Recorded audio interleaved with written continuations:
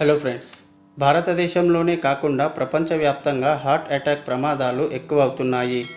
ఈ గుండె జబ్బుల వల్ల చనిపోయే వారి సంఖ్య నానాటికి పెరుగుతుంది. మన దేశంలో దాదాపు 30% మంది అధిక రక్తపోటుతో బాధపడుతున్నారు.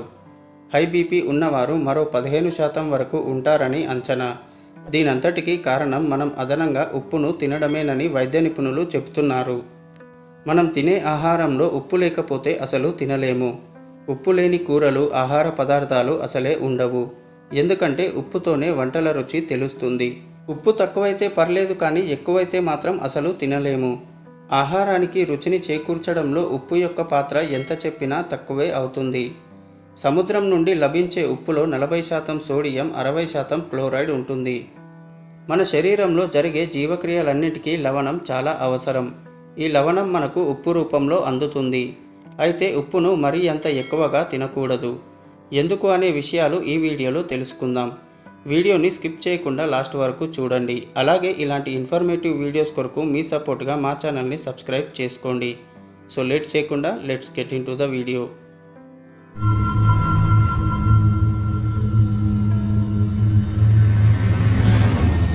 అసలు రోజుకు ఎంత మోతాదులో ఉప్పును తీసుకోవాలో అనే విషయానికి వస్తే, మన శరీరంలో జరిగే రసాయన చర్యలన్నింటిలోనూ ఉప్పు పాత్ర చాలా ఉంటుంది.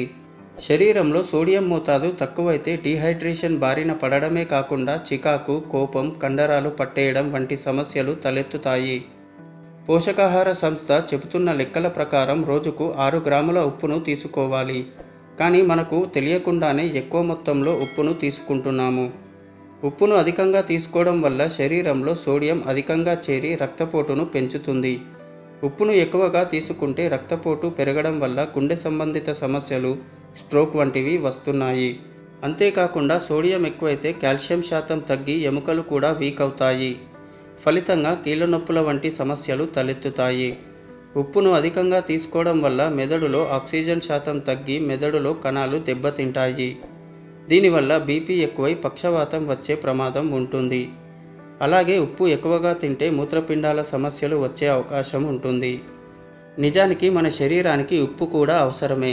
కానీ మోతాదుకు మించి ఉప్పును తింటే మాత్రం ఎన్నో రోగాల బారిన పడాల్సి వస్తుంది.